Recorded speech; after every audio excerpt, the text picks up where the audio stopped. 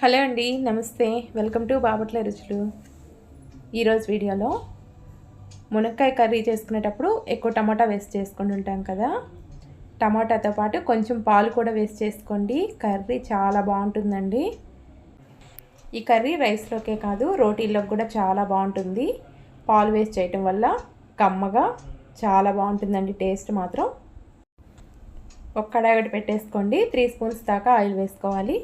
1 spoon పోపు దినుసులు వేసుకొని పోపు fry అయిన తర్వాత 2 మీడియం సైజులో ఉండే ఉల్లిపాయలని చిన్న ముక్కలుగా కట్ చేసుకొని ఆ ఉల్లిపాయలు కూడా వేసుకొని ఫ్రై చేసుకోవాలి. ఉల్లిపాయలు కొంచెం ఫ్రై అయిన తర్వాత కొంచెం కరివేపాకు కూడా వేసుకొని వేపుకున్న తర్వాత ఒక 3 టమాటాలని చిన్న ముక్కలుగా కట్ చేసుకొని తీసుకుంటున్నాను. ఆ టమాటా కూడా వేసుకొని ఇలా కలుపుకుంటూ కొంచెం సేపు మగ్గించుకోవాలి. ఒక 2 మినిట్స్ వరకు మగ్గిన తర్వాత మునక్కాయ ముక్కలు చిన్న సైజులో కట్ చేస్తాను. ఒక 2 ఇంచులు అలా ఉంటాయండి. ఆ సైజులో కట్ చేసుకున్నాను.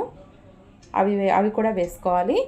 తర్వాత 1/2 స్పూన్ దాకా పసుపు, టేస్ట్కి తగ్గట్టు ఉప్పు వేసుకోండి. 1.5 స్పూన్ దాకా కారం వేసాను. ఇవి మొత్తాన్ని కలిసేలాగా ఒకసారి బాగా కలుపుకోవాలి. ఫ్లేమ్ అనేది మీడియం టు లో ఫ్లేమ్ పెట్టుకొని వీటిని కలుపుకోవాలండి. మూత పెట్టేసుకొని లో ఫ్లేమ్లో ఒక 2-3 మినిట్స్ వరకు మునక్కాయ కూడా కొంచెం మగ్గేలాగా ఉడికించుకోవాలి. తర్వాత మూత తీసుకొని మళ్ళీ ఇంకొకసారి కలుపుకున్న తర్వాత నేను పాలు 1.5 కప్పు దాకా తీసుకున్నాను. ఇంకా వాటర్ ఏమీ వేయట్లేదండి.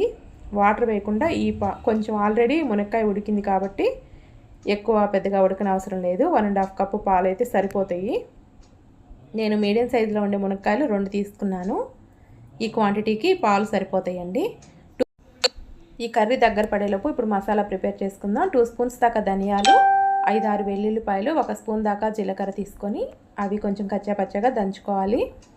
ఆ పౌడర్ కూడా వేసుకొని కలుపుకోండి. కర్రీ బాగా దగ్గర పడిన తర్వాత ఈ పౌడర్ వేసుకొని కలుపుకోవాలి. ఇప్పుడు ఫ్లేము లో ఫ్లేమ్లో పెట్టుకొని ఒక 5 మినిట్స్ వరకు ఆయిల్ పైకి తేలే వరకు కర్రీని ఉడికించుకోవాలి. తర్వాత 5 మినిట్స్ తర్వాత కొంచెం కొత్తిమీర వేసేసుకొని కలుపుకుంటే ఎంతో కమ్మగా మంచి టేస్ట్ తోటి చాలా బాగా వస్తుందండి ఈ కర్రీ. ఒకసారి ఎప్పుడన్నా ట్రై చేయకపోతే మాత్రం కంపల్సరీగా ఒకసారి ట్రై చేసి చూడండి.